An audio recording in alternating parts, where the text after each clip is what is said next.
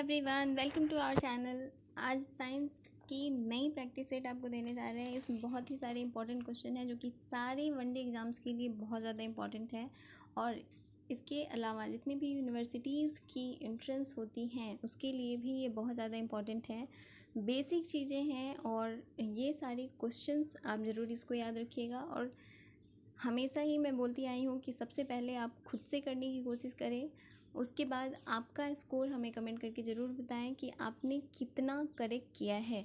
इससे हमें पता चलता है कि आप कितना ऑब्जर्व कर पा रहे हो और आपकी तैयारी कितनी अच्छी चल रही है। क्योंकि यहाँ हम जो भी कर रहे हैं वो आपकी प्रिपरेशन के लिए ही कर रहे हैं ताकि आपका बेटर प्रिपरेशन हो सके। इसके अलावा अगर आपको किसी भी तरह की प्रॉब्लम हो तो आप हमारे टेलीग्राम और व्हाट्सएप ग्रुप को ज्वाइन कर सकते हैं और वहाँ से आपको पीडीएफ भी मिल जाएंगे और साथ ही साथ आप जो भी रिलेटेड आपको जानकारी चाहिए वो भी आपको मिल जाएगी। तो आइए शुरू करते हैं। आज का हमारा पहला क्वेश्चन है, which of the following action is related with the evaporation of sweat. Sweat के इवापोरेशन में कौन सा एक्शन जो है वो रिलेटेड है। इसके ऑप्शंस हैं exothermic action, endothermic action, chemical action, salty reaction. सबसे पहले मैं आपको ये बता दूँ, एक्सोथर्मिक रिएक्शन मतलब डेल एच आपका जो होगा वो निगेटिव होगा और एंडोथर्मिक का होता है डेल एच पॉजिटिव होगा। और डेल एच मतलब हीट ऑफ रिएक्शन बोलते हैं और हीट ऑफ रिएक्शन नेगेटिव होने का मतलब होता है कि किसी भी रिएक्शन में एनर्जी जो है वो रिलीज हो रही है और किसी रिएक्शन में अगर हमें एनर्जी देनी पड़ रही है तो वो एंडोथर्मिक रिएक्शन कहलाती है। केमिकल रिएक्शन सारे ही मतलब एक्सोथर्मिक और एंडोथर्मिक दोनों ही रिएक्शंस केमिकल रिएक्शन हो सकते हैं। साल्टी रिएक्शन इस तरह का कोई रिएक्शन नहीं होता है। साल्टी रिएक्शन आप कह सकते हो कि साल्ट फॉर्मेशन को बोल सकते हैं हम salty reaction. Evaporation of sweat, आप जानते हो कि जो स्वेट होती है उसमें NaCl प्रेजेंट होता है जिसकी वजह से उसका टेस्ट जो होता है वो साल्टी होता है। लेकिन जो रिएक्शन होता है उसके इवापोरेशन से रिलेटेड वो एंडोथर्मिक रिएक्शन होता है, क्योंकि इवापोरेशन से मतलब जो स्वेटिंग होती है वो कूलिंग इफेक्ट लाती है और वो कूल रहता है तो उसको इवापोरेट करने के लिए हमें अलग से एनर्जी देनी होती है। वो एनर्जी लेता है उसके बाद उसका इवापोरेशन होता है। तो इवापोरेशन के लिए सबसे जो मतलब रिलेटेड एक्शन है वो है एंडोथर्मिक एक्शन। तो इसका करेक्ट आंसर होगा बी। अगला क्वेश्चन है, which is not an indicator of climate change. इसमें से कौन सा क्लाइमेट चेंज का इंडिकेटर नहीं है। इसके ऑप्शंस हैं floral indicator, cryogenic indicator, tectonic indicator and long term change. Floral indicator ये आपका जो प्लांट्स वगैरह होते हैं उनसे रिलेटेड होता है और क्रायोजेनिक इंडिकेटर आपका जो ग्लेशिएशन होती है ग्लेशिएशन से रिलेटेड होता है cryogenic indicator. And tectonic indicator आपका रिलेटेड होता है जो ड्रिफ्ट वगैरह होती है, जोग्राफिकल ड्रिफ्ट जो होता है या फिर जो वॉल्केनिक इरप्शन वगैरह होती है तो उसको हम बोलते हैं टेक्टोनिक इंडिकेटर। तो ये सारे ही क्लाइमेट चेंज को लाते हैं, ये सब के सब क्लाइमेट चेंज लाते हैं। लेकिन जो लॉन्ग टर्म चेंज होता है वो क्लाइमेट चेंज नहीं लाता है। तो इसका करेक्ट आंसर होगा डी। अगला क्वेश्चन है, the largest flower in the world is. दुनिया का सबसे बड़ा फूल कौन सा है। इसके ऑप्शंस हैं lotus, sunflower, Rafflesia and glory lily. Generally हम सोचते हैं कि सनफ्लावर बहुत बड़ा उसका फ्लावर होता है या ग्लोरी लिली भी काफ़ी बड़ी होती है, लोटस भी बड़ा होता है, लेकिन सबसे बड़ा होता है रेफ्लेसिया। और एक की इसके साथ ये भी है कि रेफ्लेसिया जो है वो रूट पैरासाइट होता है। रूट पैरासाइटिक प्लांट इसको कहते हैं रेफ्लेसिया को। इसका बायोलॉजिकल नेम होता है रेफ्लेसिया वोमिटोरिया। अगला क्वेश्चन है, कीवी क्या है। इसके ऑप्शंस हैं a species of vulture found in Amazon forest, flightless bird found in New Zealand, a desert snake and last है option fastest flying chiropteran mammal of Australia. इसका करेक्ट आंसर है B, flightless bird found in New Zealand. Kiwi एक flightless bird होता है जो कि New Zealand में पाया जाता है। Next question, which of the following is responsible for muscle fatigue? Muscle fatigue के लिए क्या रिस्पॉन्सिबल होता है? इसके ऑप्शंस हैं uric acid, pyruvic acid, benzoic acid and lactic acid. Uric acid से जो जॉइंट्स पे पेन होती हैं या मतलब जो हम हिंदी में गठिया वगैरह कहते हैं वो हो जाता है। पायरुविक एसिड इतना ज़्यादा इफ़ेक्ट नहीं करता है, बेंजोइक एसिड भी इतना इफ़ेक्ट नहीं करता है बॉडी को, लेकिन लैक्टिक एसिड ये मसल में फैटिग लाता है। जब भी आप बहुत ज़्यादा एक्सरसाइज करोगे, जब हम O2 के प्रेजेंस में बहुत ज़्यादा अमाउंट में O2 रहता है तो उस केस में हमारी बॉडी में CO2 मतलब CO2 का फॉर्मेशन होता है, ग्लूकोज टूटता है और CO2 का फॉर्मेशन होता है। लेकिन जब ऑक्सीजन की कमी हो जाती है तो उस केस में लैक्टिक एसिड का फॉर्मेशन होता है और ये लैक्टिक एसिड मसल फैटिग का काम करता है। तो इसको याद रखिएगा। अगला क्वेश्चन है, who discovered that plant and trees also have life? Plant and trees एक लिविंग थिंग है या इनमें भी लाइफ होता है, ये सबसे पहले किसके द्वारा कहा गया था? इसके ऑप्शंस हैं Robert Koch, J C Bose, Benjamin Franklin, Louis pasture.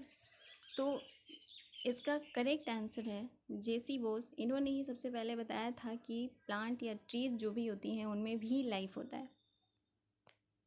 अगला क्वेश्चन है, which one is not required for germination of seed?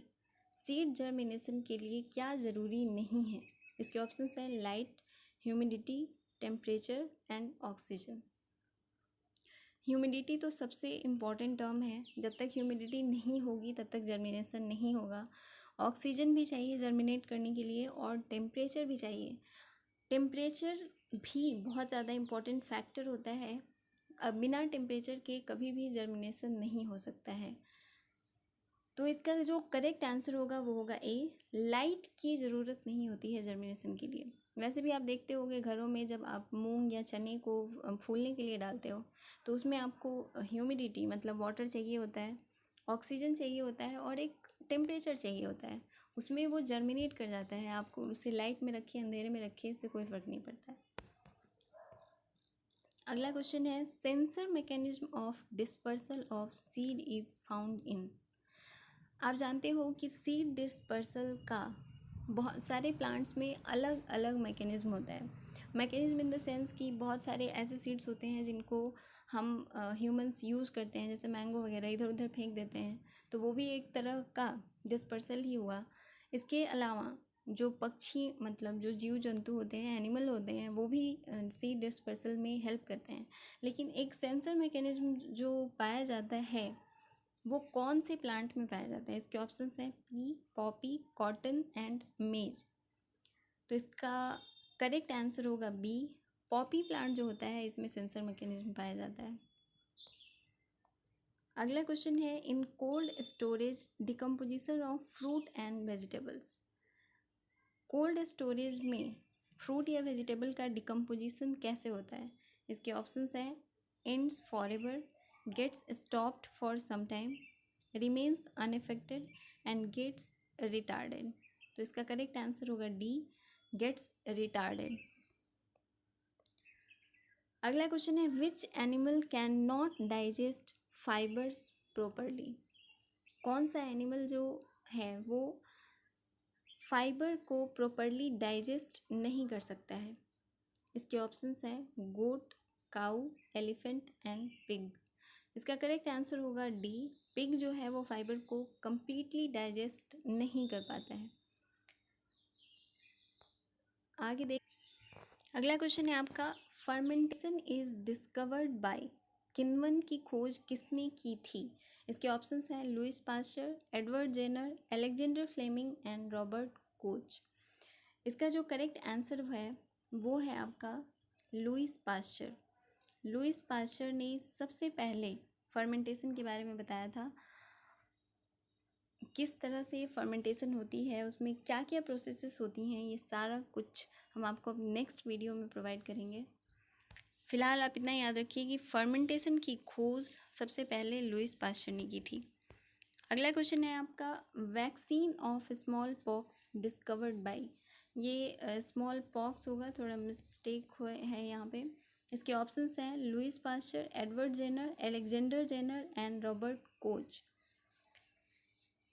तो स्मॉल पॉक्स का वैक्सीन जो है वो सबसे पहले लाया गया था एडवर्ड जेनर के द्वारा। इसका करेक्ट आंसर होगा बी, एडवर्ड जेनर। अगला क्वेश्चन है, rust of wheat is caused by. Rust of wheat जो है वो प्यूसिनिया के द्वारा कॉज किया जाता है, ये याद रखिएगा, प्यूसिनिया।